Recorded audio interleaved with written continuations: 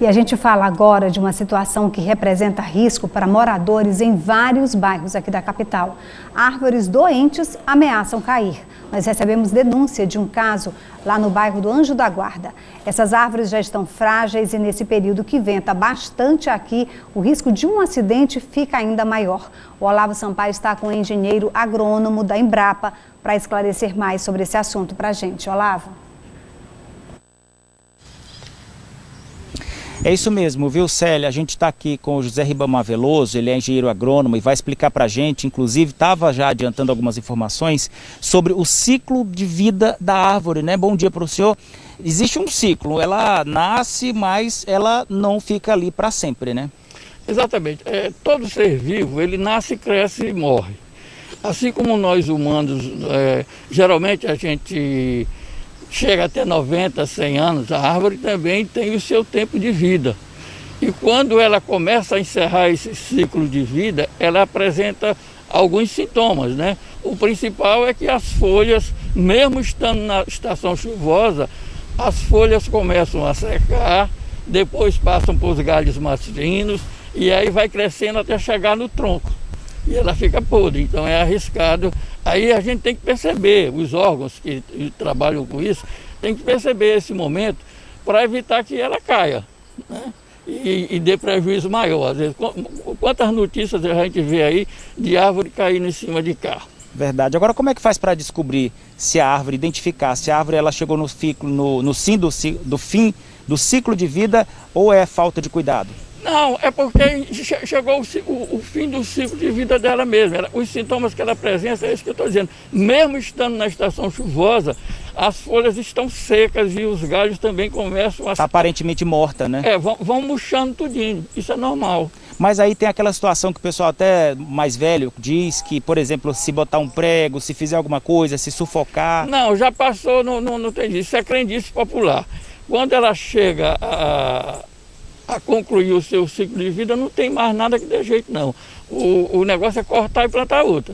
Tem árvores, por exemplo, que se tornam até patrimônio da comunidade, o pessoal já cria um apego. Mesmo essas árvores históricas, elas, infelizmente, é de cortar o coração, mas ela precisa ser tirada dali. Mas ela vai chegar ao fim da vida e a gente tem que cortar. Então você substitui por outra da mesma espécie, entendeu? Mas não tem isso não, senão ela vai causar um prejuízo grande. Eu me lembro de uma confusão danada que teve de uma árvore chamada barrigudeira, ali perto da igreja do Monte Castelo. Mas se o ciclo de vida dela chegou, tem que cortar mesmo, porque senão ela vai acabar caindo em cima de alguma residência ou de algum carro, alguma coisa e dá prejuízo. Para ilustrar isso que o senhor está falando aí, a gente recebeu as fotos aí do morador do Anjo da Guarda, a Célia falou sobre esse problema, a gente pode trazer essas imagens aí para você de casa.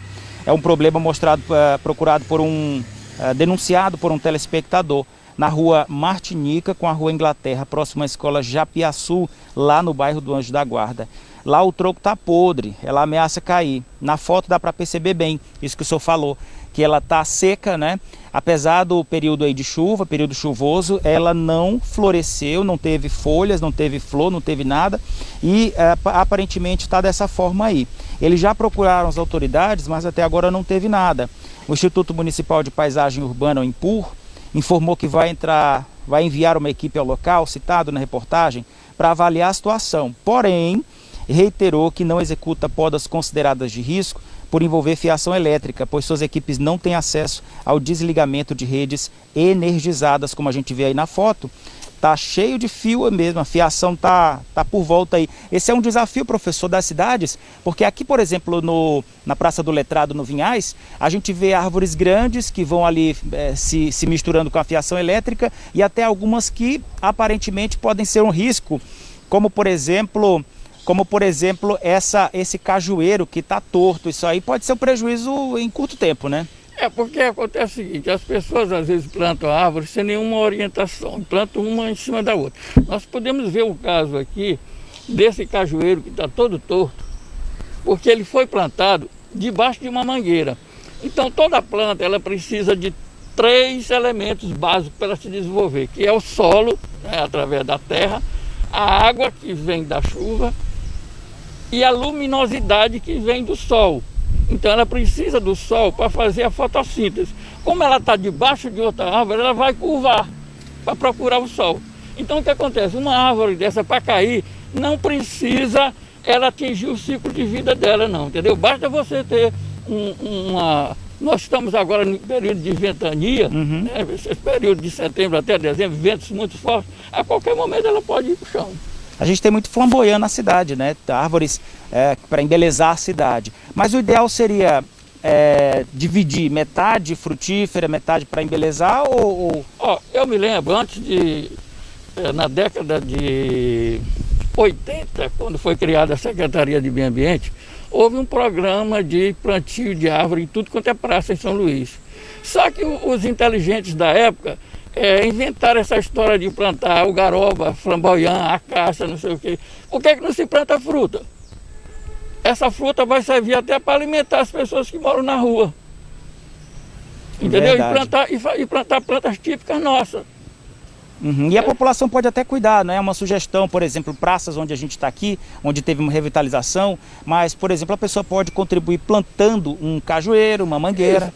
Agora é bom sempre quando for plantar, pedir orientação, para não sair plantando. Aqui eu já vi umas pessoas plantando uns coqueiros ali, tudo debaixo de outras árvores, entendeu? E quando ele crescer, ele vai ter problema, porque ele vai se curvar para procurar o sol. Até por essa questão também da fiação elétrica, né? Isso, exatamente. Mas aqui na praça não tem esse problema de fiação elétrica.